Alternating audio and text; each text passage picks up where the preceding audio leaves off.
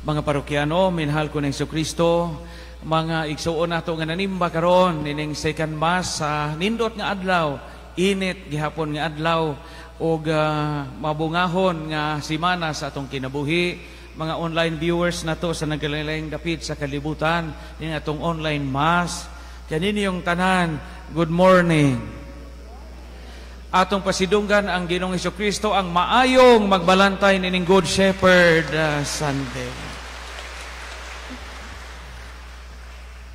Kada fourth Sunday of Easter, giproklamar kini sa simbahan nga Domingo sa maayong magbalantay. Kita mamuan ang imahe noon sa atong Ginoong Hesukristo nga gapasan og karnero. Wa jamo tana, jamo pataani sa ato ang parokya, pero mao na ang Good Shepherd. Unsa man ang kinaiya sa kamaayong magbalantay? Ato ning timan-an pamalandungan kay kitang tanan magbalantay rabata sa laing paagi. Ang pari magbalantay sa kalag, magbalantay sa parokya. Kamo mga ginikanan magbalantay mo sa inyong mga anak, sa inyong mga pamilya. Kamong opisyalis sa lungsod, opisyalis sa barangay, presidente sa dadyong, mga magbalantay mo sa mga buta nga gipihal ninyo. Kamo mga maestra, mga maestro, mga in charge sa mga tulunghaan, magbalantay mo sa inyong mga estudyante o sa inyong mga tinunan. In many and varied ways, we are shepherds. Pero ang pangutana, maadyo bata nga magbalantay? Sa Ebanghelyo karon, duha ka mga kinaidya sa maayong magbalantay nga gitudlo kanato sa atong Ginoong Hesukristo. Primero, ingon ang Ginoong Hesukristo, ako ang maayong magbalantay ug andam ako sa pagpakamatay ug paghalad sa akong kinabuhi alang sa akong mga karnero. Ang una day nga kinaiya og maayong magbalantay, di ka mo dagan. Mamanay ingon din sa Ginoo. Kaya ang sinuhulan, ingon og naminaw tagmaayo sa Ebanghelyo, ang sinuhulan, mudaga na sa panahon nga tukbon ang mga karnero o kunis-kunison. Maunay number one nga kinaiya og maayong magbalantay, pagpakamatay. Kanang di mo dagan, di mo talaw, di mo takas, o di mo likay og responsibilidad. Ano na to tanawon atong kaugalingon sa atong kinabuhi? Kumusta man ang atong magbalantay? Mga ginikanan, no, mga mama o papa, daghan man mo ani. Kung maayo tang magbalantay, kailangan kahibaw tag sang orasa manguli atong mga anak. Makahibaw unta tag kinsay ilang mga barkada. Kinsay kanunay ilang kujog sa mga panahon nga sila mo kanaog sa atong bahay. Sa mga asa man sila magyampungad kada gabi. Kumaayot ang magbalantay. Kay ug di ta maayong magbalantay usay di na ta ka alinggat nga di na din na sa pultahan mangagi og magabi na. Ari na di ay sa Arkuba. Og maayot ang magbalantay, kahibaw jud ka, og asa na imong anak tigdunganan. Kahibaw kag sang klase sa tao ilahang kujog. Kay basig ang kauban na nagsuroy-suroy magabi mga ungo na. Og basig kauban nilang suroy-suroy magabi adis-adis na. Or basig hingapil na naggang og mga grupo nga mamarigla o mangulata or manglungkab. Obligasyon na nato. Di paigo nga tagaan na nimo kumpletong allowance, kuwang na, kinahanglang kamao ka nga mo bantay. Mo bantay. Usahay, malipat man tani ana, kay mo ingon man ta nga, mga dagko na bitaw mo, dagko na mong mangog. Dili ba yan ang sakto nga panghuna-huna? To provide only for material things to our children is not merely enough. Kung maayo ta nga magbalantay, kinahanglan nga magsubaybay tag sa Tagalog pa, kumusta na sila sa ilang kinabuhi. Kay mauma na ang trabaho o magbalantay. Dahil kasa naka adto ko hospital ga ay duaw ko tong bata, padong man itong grade 1, dito po ko sa daing parokya, nahagbog bintana kay ang isang lola, wa mabantayin niya isang apo kay isang lola, gabantay, iro, buing na, ag apo wa mabantay kay dito sa iro, gabantay. Malibog tanong kay ka na mga iro mo, tanay mo bantay, unta nato sa una. Karong kakita na magbantay sa atong iro, ano? Usahay di makasimba kay way gabantay iro. Unya usahay di makasuroy-suroy nga naman agahong iro pader. Sos ati manunor ba ni hong iro kay di mo kaon og di mahalon nga dog food. Naunsa man ni kalibutan nato karon kanang iro kay mao man mo bantay unta nato. Karon kay kita na lagi magbantay. Kita na makompromiso. Usahay atong unlan nga mahalon iro mo gahigda. Ang atong ugangan tuwaing taon atong gahi ka asong katri nga ginamag lipak nga hingtuas putong lansang tusok tong sampot gititanos kaysa aman ag mahalong kutson tuwa sa iro nga mahalon. Ako mo angay mo pugog iro daghang iro aning kumbinto de gani na among giatiman kay mo angay mo pugog iro pero mao nay question. O kita na gabantay kanunay sa itong mga iro o nga mga tao hinuon sa itong palibot nga wa na ito bantay murag ma-question mark tani ana.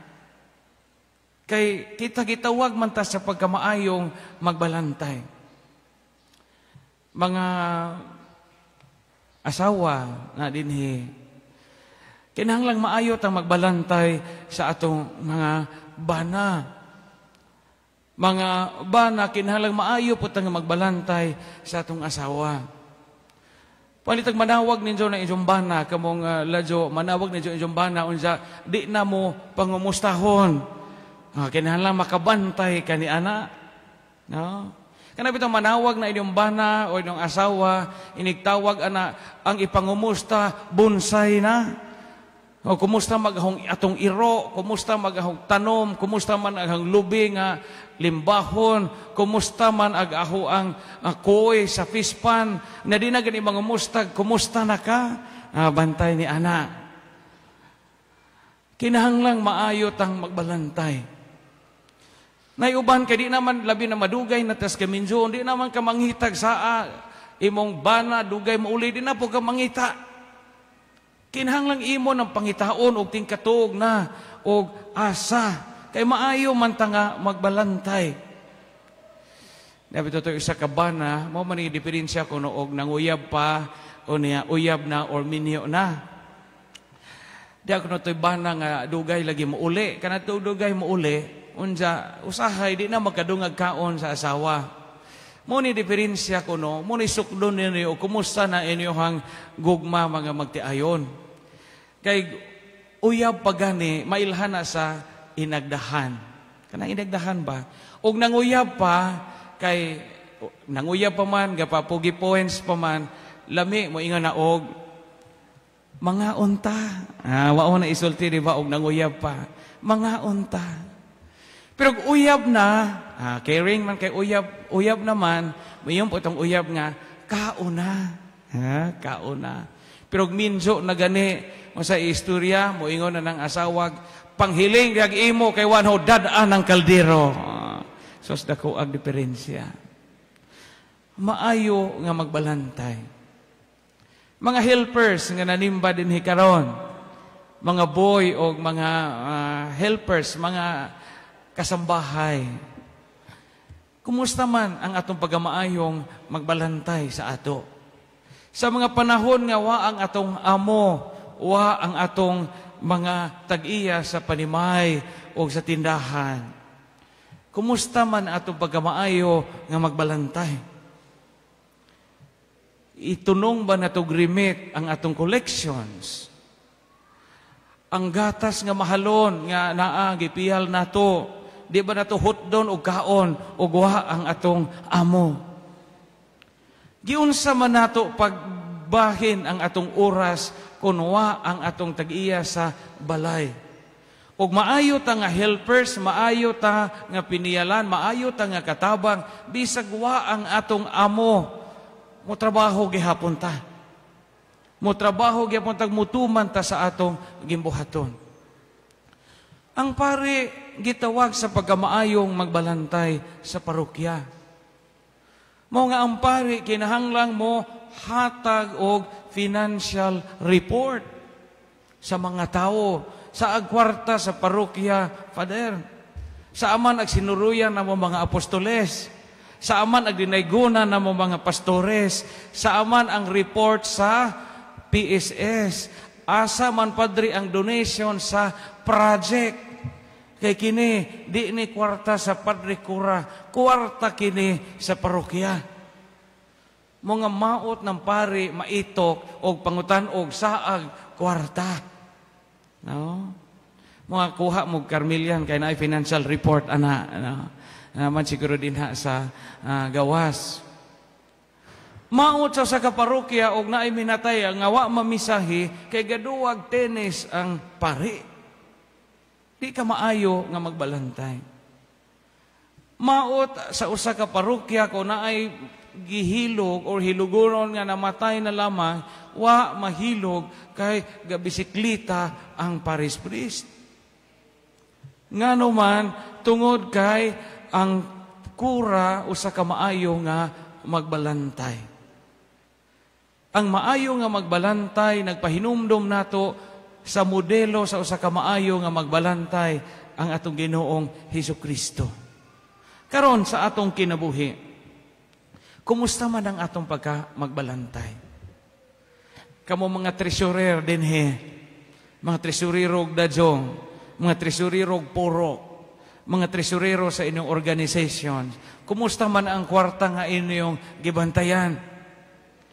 Basig sudlanan na nahibilin, unya di na taka-liquidate o panahon o piyesta. Panahon nga gamito na ang kwarta sa pundo. Kamong ga handol og mga ripa-ripa dinhi. Kamong ga handol ga organize og mga subasta. Kamong hingapil og gadaog mga bundakay. Kumusta man ang mga butang sa mga sakop nato? Ni dapat ba na sa sakto nga dapatanan? Maayo ta nga magbalantay.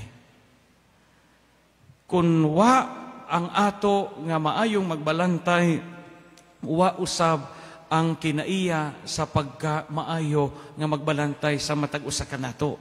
Kay ang Ginoo mo ay modelo sa usa ka maayong magbalantay. Ang giingon sa Ginoo, ako ang maayong magbalantay. Wa mo ingon ang Ginoo, ako ang maayo nga tigpang himantay. So gitawag kita sa pagkamaayo nga magbalantay, dili maayo nga kita mga tigpang himantay. Good shepherds. Amen.